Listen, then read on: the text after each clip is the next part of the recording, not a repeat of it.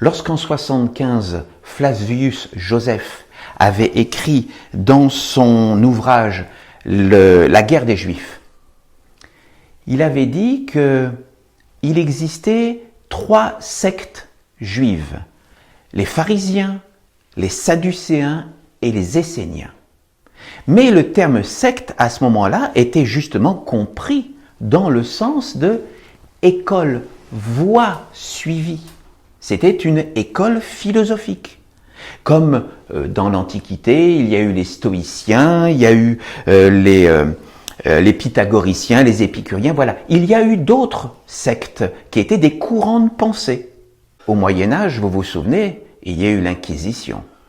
Et c'est à ce moment-là que les mouvements sectaires ont été considérés comme des mouvements qui séparaient les êtres de la doxa, c'est-à-dire de ce qui était normalement convenu et accepté. Les mouvements sectaires, c'est à ce moment-là qu'ils ont été jugés comme hérétiques.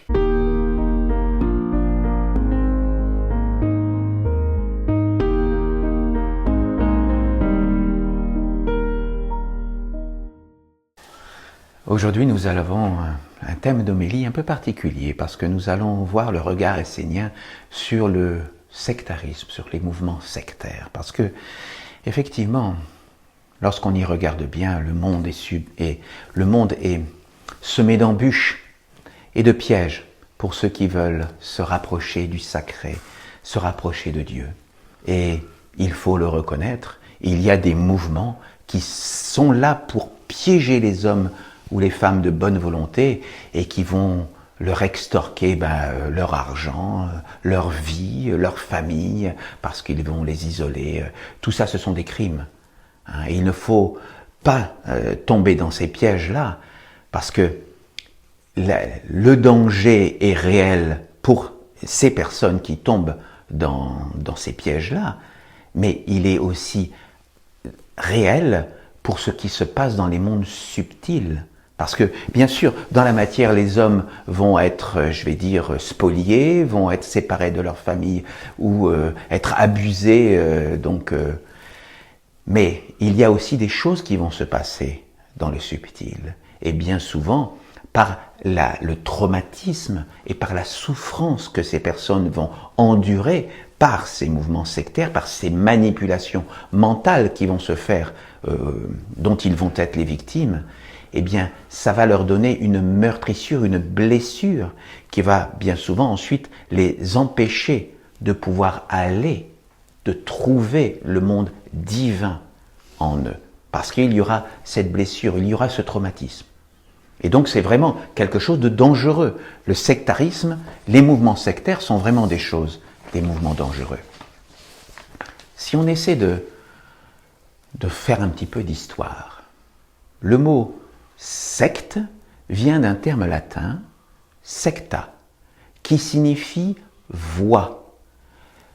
C'est-à-dire qu'au départ, c'était ceux qui étaient dans une secte étaient ceux qui étaient dans une voie de travail, et dans une école philosophique. Lorsqu'en 75, Flavius Joseph avait écrit dans son ouvrage La guerre des Juifs, il avait dit qu'il existait 3 sectes juives, les pharisiens, les sadducéens et les esséniens. Mais le terme secte à ce moment-là était justement compris dans le sens de école, voie suivie. C'était une école philosophique. Comme dans l'Antiquité, il y a eu les stoïciens, il y a eu les pythagoriciens, les épicuriens, voilà. Il y a eu d'autres sectes qui étaient des courants de pensée. Et ce n'est qu'au Moyen-Âge que le terme secte est tombé dans un sens péjoratif. Parce que au Moyen-Âge, vous vous souvenez, il y a eu l'Inquisition. Et c'est à ce moment-là que les mouvements sectaires ont été considérés comme des mouvements qui séparaient les êtres de la doxa, c'est-à-dire de ce qui était normalement convenu et accepté. Hein, les mouvements sectaires, c'est à ce moment-là qu'ils ont été jugés comme hérétiques.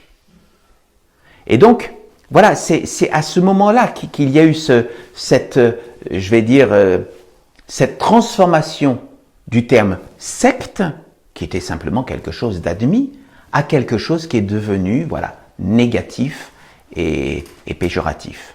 Mais si on regarde effectivement un peu plus comment fonctionne une secte, une secte, on sait bien, ce sont des groupements où il va y avoir un gourou qui vont bien souvent faire une emprise mentale, de la manipulation. Hein, bien souvent, c'est sur un mode pervers et manipulateur.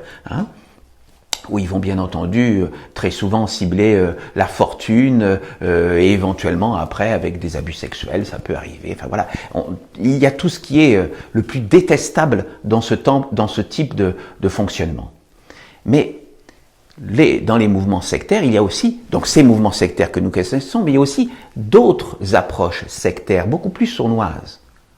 Parce que dans le monde actuel, si on essaie de regarder comment fonctionne le monde aujourd'hui, eh bien on se rend compte qu'il y a beaucoup de systèmes qui vont chercher à séparer les gens en disant « toi tu es bien, tu es dans le camp du bien, voilà, tu fais ce qu'on te dit, et puis toi tu penses autrement ». Alors effectivement, tu n'es pas dans le groupe de pensée, je vais dire normal. Et c'est comme ça qu'aujourd'hui, eh bien, vont être taxés les gens de complotistes. On va pas les taxer d'hérétiques maintenant, c'est un terme qui est désuet, mais on va dire que c'est un complotiste, c'est un conspirationniste, un désinformateur, un illuminé, voilà. Hein, ce sont les termes maintenant sur lesquels eh bien, on va plaquer sur les gens qui ne pensent pas comme les autres. Hein, c'est tout juste si maintenant, quelqu'un qui est végétarien, on va pas le taxer de complotiste, ou quelqu'un qui s'habille en blanc, on va pas le taxer de conspirationniste. Vous voyez, il y a maintenant voilà, des choses sur des choses extérieures, eh bien les gens n'ont plus le droit, hein, d'après certaines personnes bien pensantes, hein, qui font du politiquement correct, eh bien d'être différent du groupe. Eh bien souvent, voilà, c'est comme ça que les gens vont être taxés, et c'est un système, lorsqu'on regarde le monde aujourd'hui, qui est de plus en plus pervers et de plus en plus sectaire. Le système devient de plus en plus sectaire lorsque nous l'observons bien, parce que il sépare les êtres. Hein. Et donc, la question qu'il faut se poser, parce que si nous trouvons aujourd'hui, voilà, je viens pour vous parler, moi, de l'Église essénienne chrétienne. Et donc, est-ce que l'Église essénienne chrétienne est un mouvement sectaire? C'est ça que je viens vous expliquer. Eh bien non, bien entendu que non. Parce que le sectarisme, c'est justement à l'opposé de l'essénisme. Un essénien, dans son essence, ne peut absolument pas être sectaire, et il doit même s'en préserver de tout jugement hâtif.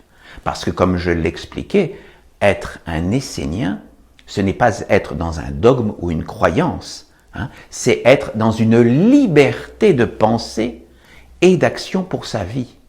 Si on veut nous empêcher d'être libres dans nos pensées, ou d'être libres de faire des choix pour notre vie, ce sont les personnes sectaires qui voudraient éventuellement nous empêcher de penser ou d'agir selon nos propres convictions personnelles, intimes.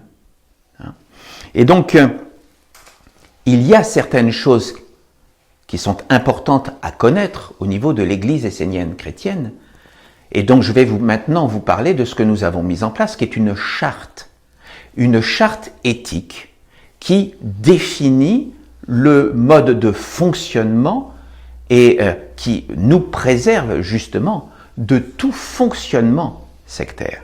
Et donc cette charte éthique nous dit, sans ambiguïté, que nos valeurs respectent le libre arbitre de chacun.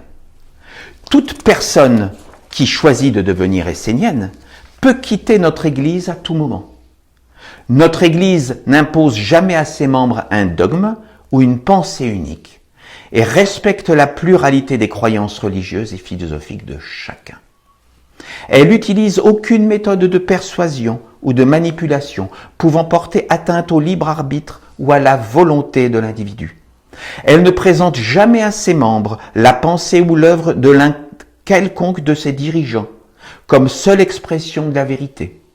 Elle n'impose aucun mode de vie en particulier à ses membres, que ce soit en matière de régime alimentaire ou autre, et ne les engage dans aucune pratique ou spéculation d'ordre sexuel. Elle n'incite aucunement ses membres à rompre avec leur milieu familial ou social. Elle respecte la science et la médecine et ne dissuade jamais ses membres d'y avoir recours.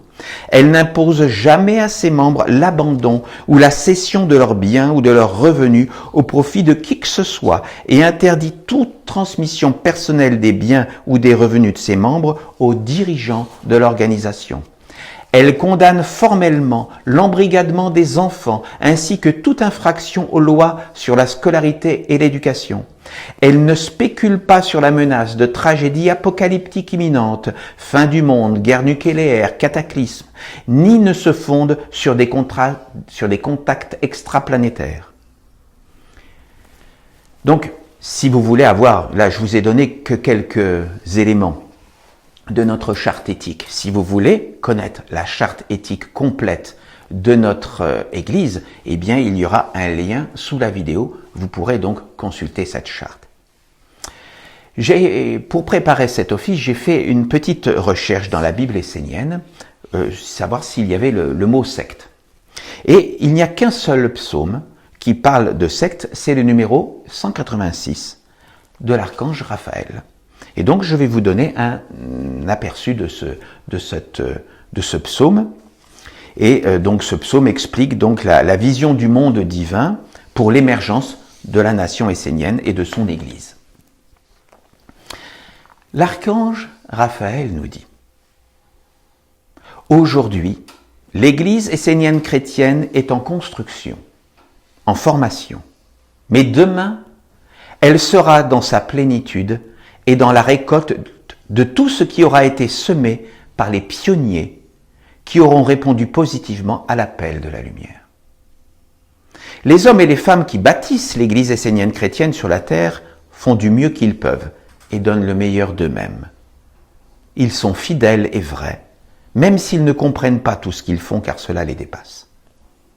Mais je vous dis que cela deviendra par la suite une grande maison dans laquelle une multitude d'êtres viendront pour retrouver une vie digne et un chemin de lumière. Alors apparaîtra sur la terre la nouvelle religion de Dieu qui enfantera un corps capable d'accueillir le nouveau Christ. Telle est la volonté de Dieu. Nous comprenons donc que nous sommes aujourd'hui comme les premiers chrétiens après la disparition de Jésus sur la terre. Nous mettons en place les fondations et nous faisons grandir son Église. Nous sommes vraiment une Église naissante. Et donc, voilà, nous transmettons la parole des jours nouveaux à travers la Bible essénienne. Pour ceux qui ne connaissent pas cet ouvrage, je vous invite à en prendre connaissance. La Bible essénienne, c'est le nouveau commencement. C'est ce qui fait suite il y a l'Ancien Testament et donc c'est ce qui fait suite au Nouveau Testament que nous appelons le nouveau commencement. Et donc, je vous invite à prendre connaissance de cette Bible. Et donc voilà, et toutes les personnes qui ressentent un appel, qui ressentent la justesse des mots que je partage aujourd'hui avec vous, eh bien entendu, vous êtes les bienvenus pour nous rejoindre et pour donner un corps à cette Église. L'archange nous dit « Ceux qui bâtissent cette Église aujourd'hui doivent comprendre qu'ils écrivent un futur pour l'humanité et la terre et qu'ils seront bénis. L'Église essénienne chrétienne porte en elle-même la synthèse de toutes les religions du monde. Vous y trouverez l'enseignement qui conduit à l'éveil intérieur que le Bouddha a transmis à l'humanité, la dévotion et le prendre soin de l'autre apporté par le Maître Jésus, le sens de l'étude et de la compréhension des lois qui est le pilier du judaïsme, la discipline et la valeur de la famille enseignée par Mahomet. La religion essénienne est la maison de Dieu. Elle contient la quintessence de toutes les religions et traditions ayant existé à travers les âges. En cela, elle est bonne, juste et loin d'être dangereuse. Seul l'homme peut y amener l'intrus, ce qui n'est pas le bienvenu, mais ce qui est enseigné par Dieu ne peut être que bénéfique pour toute l'humanité et la terre. Peut-être les anciennes religions s'offusqueront-elles de voir un nouveau visage de la nouvelle religion universelle de la lumière et emploieront-elles contre la nouvelle Église et la nouvelle alliance de Dieu des mots accusateurs de satanique, secte ou autre. La vérité est que la lumière leur fait peur, car toute nouvelle manifestation de Dieu apporte systématiquement une transformation pour l'humanité. C'est pourquoi les dogmes, qui sont devenus lettres mortes, ont toujours du mal à effectuer la passation. Mais cela se fera à travers le temps, car Dieu est plus grand que tout. Il est au-dessus des religions, et c'est sa volonté que la nouvelle alliance apparaisse à travers l'Église essénienne chrétienne.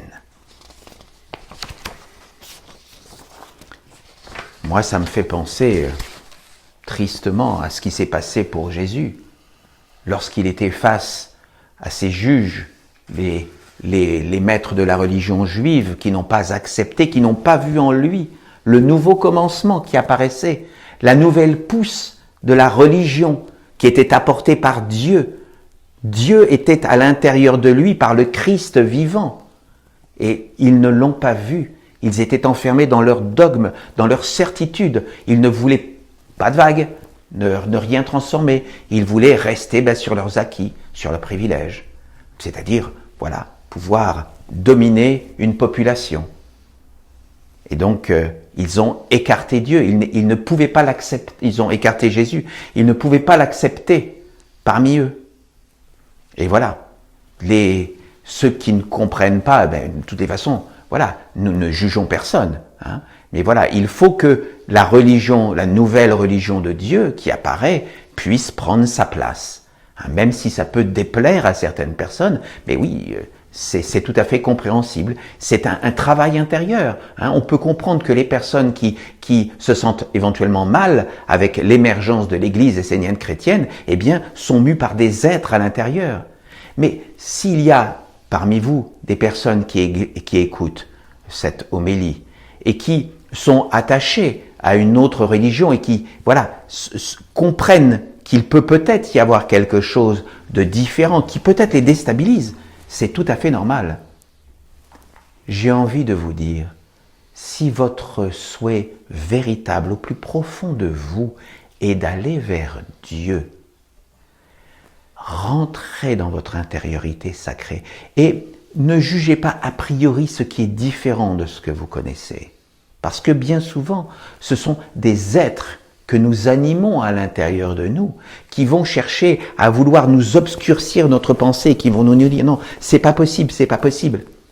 Et que, en réalité, la graine de Dieu peut se cacher là. Le précieux est là.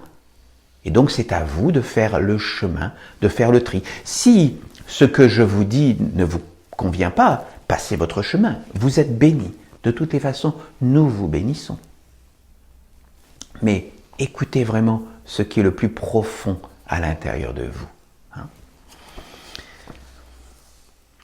L'archange nous dit « La nation essénienne grandira et fera apparaître la grandeur et la divinité qui conduit l'humanité vers une nouvelle dimension de lumière. Je dis à tous les hommes qui aiment Dieu, qui cherchent à lui être fidèles et à le servir, qu'il est bon et positif d'entrer dans cette Église. Portez la religion essénienne chrétienne sur la terre, car elle est l'alliance avec Dieu, non pas le Dieu des morts, mais celui des vivants, qui veut prendre un corps pour parler et enseigner à l'humanité un nouveau chemin, une nouvelle façon d'être au monde. Voilà ce que nous dit l'archange Raphaël. Donc,